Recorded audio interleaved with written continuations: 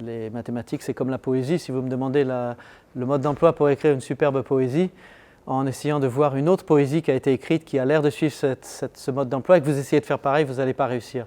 C'était quelqu'un de très accueillant, de très ouvert, et qui partageait généreusement ses problèmes mathématiques. Alors en fait, je suis venu la première fois en Mauritanie parce que Yahya m'avait proposé de venir, de l'accompagner pour présenter l'endroit où je travaille qui s'appelle l'École Polytechnique. Et nous devions ensemble faire une tournée un peu en Mauritanie pour présenter l'École Polytechnique. Et il est mort brutalement, sans préavis, si on peut dire. Et je me suis dit que d'abord j'ai pensé que c'était dommage parce qu'on ne ferait pas ça. Et après je me suis dit mais pourquoi on ne le ferait pas? Je me suis dit que j'allais le faire tout seul, sans lui. Et puis mon article sur Yahya a été lu par les gens de l'ambassade qui m'ont invité du coup à faire des cycles de conférences. Et c'est comme ça que les choses ont commencé. Voilà. Et puis comme je suis né le 28 novembre, c'était normal que je vienne ici, non? Que j'ajoute à cet article, je n'ajoute ni ne retire rien, sauf que j'ai depuis appris certaines choses sur Yahya, et notamment son âge, que l'âge n'est pas celui que j'avais écrit dans l'article, mais qu'il avait 1 an de moins, et que son père avait modifié l'âge pour qu'il puisse rentrer à l'école plus tôt.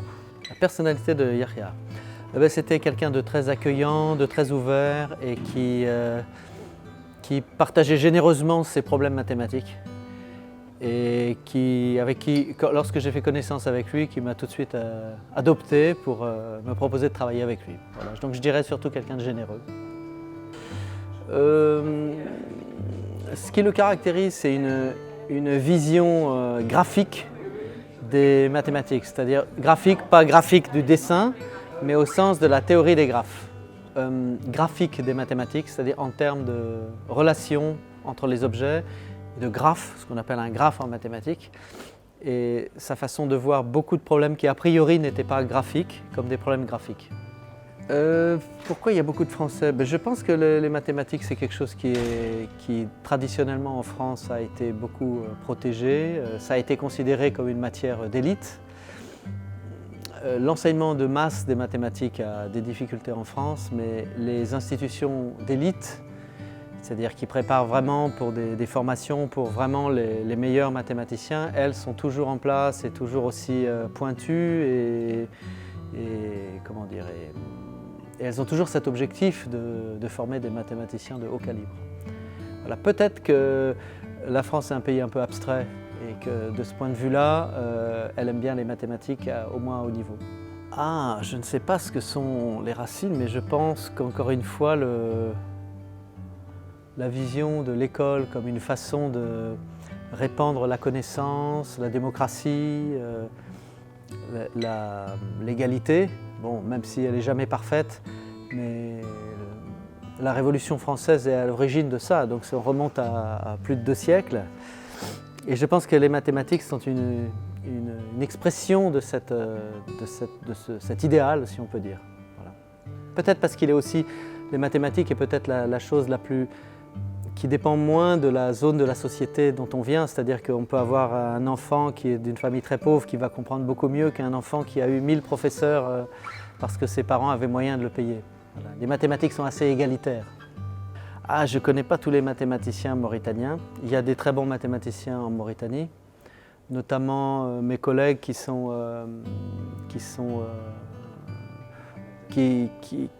encadrent le prix Hamidoun pour les étudiants. Donc, Mohamed Anoul Hamidou qui est professeur en Allemagne, ou Toka Diagana qui est professeur aux États-Unis, ou mon collègue en France, Sidi Mahmoud Kaber. Bon voilà, il y a un certain nombre de très grands mathématiciens. Je vais pas comparer les mathématiciens, mais disons qu'Hamidoun était vraiment d'un très haut calibre et quelqu'un de très original aussi, parce que ce qu'il a fait ne ressemble pas à ce qu'ont fait d'autres mathématiciens. Voilà. Il a un peu créé sa vision des mathématiques. Ah le conseil, peut-être le seul conseil que je peux donner, c'est de suivre son instinct si on aime les mathématiques. Je pense que c'est impossible de devenir un mathématicien si on n'aime pas les mathématiques. Et qu'inversement, si on aime les mathématiques et qu'on s'y adonne complètement, sans compter les heures, parce que quand on aime quelque chose, on n'a pas besoin de compter les heures ni les efforts, eh bien on on peut maîtriser les mathématiques. Alors après, il y a certainement une histoire de don, mais ça, je ne peux pas le dire et personne ne le sait. À vrai dire, on le sait seulement quand on arrive à la fin de la course, ceux qui ont fait des choses vraiment ou pas. On ne voit pas toujours à l'école les capacités d'inventeurs de mathématiques. Les meilleurs élèves ne deviennent pas forcément les meilleurs chercheurs. Donc je dirais surtout la qualité principale, peut-être la persévérance, le souffle, la patience. Voilà. D'après votre expérience, comment devenir un mathématicien? Comment devenir un mathématicien? En pratiquant les mathématiques à haute dose, voilà. En passant beaucoup de temps pour que les problèmes deviennent... Contrairement à ce qu'on pense, les mathématiques ne sont pas uniquement une matière formelle où il faut écrire des équations, il faut voir comment se passent les choses, sentir. Les mathématiques, moi j'aime bien voir les mathématiques comme une science naturelle au même titre que la biologie, ou que la chimie ou que la physique. Simplement les objets qu'on étudie sont les nombres, les formes, les courbes, ce genre de choses. Et une fois qu'on les a, comprises intimement, on voit ce qui va se passer et après écrire les mathématiques formelles, ça c'est presque un autre travail. Donc il faut développer cette intuition des objets mathématiques surtout. Est-ce qu'on peut améliorer notre compétence? Ah, certainement, pour ça il faut s'autoriser à rêver d'abord, parce que les mathématiques c'est comme la poésie. Si vous me demandez le mode d'emploi pour écrire une superbe poésie, en essayant de voir une autre poésie qui a été écrite, qui a l'air de suivre ce mode d'emploi, et que vous essayez de faire pareil, vous n'allez pas réussir. Les mathématiques, c'est un peu pareil, il faut s'autoriser à rêver, à essayer des choses, c'est une matière vraiment de liberté. Pour inventer quelque chose de nouveau, il faut par définition renverser le pouvoir mathématique en place, si on peut dire. C'est une matière assez révolutionnaire. Si on ne fait que répéter ce qu'ont fait les gens avant soi, on n'invente pas. Donc c'est une science d'anarchiste en fait. Le sens d'être un mathématicien. Comment?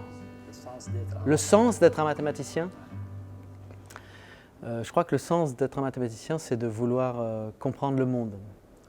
De vouloir, après tout, tous ces objets aussi simples que les nombres, quelles sont leurs relations, que des courbes, que des surfaces, comment fonctionnent-elles, pourquoi sont-elles ainsi, à quoi correspond cette surface.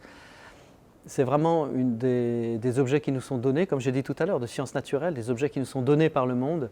Le mathématicien, il veut essayer de comprendre le monde.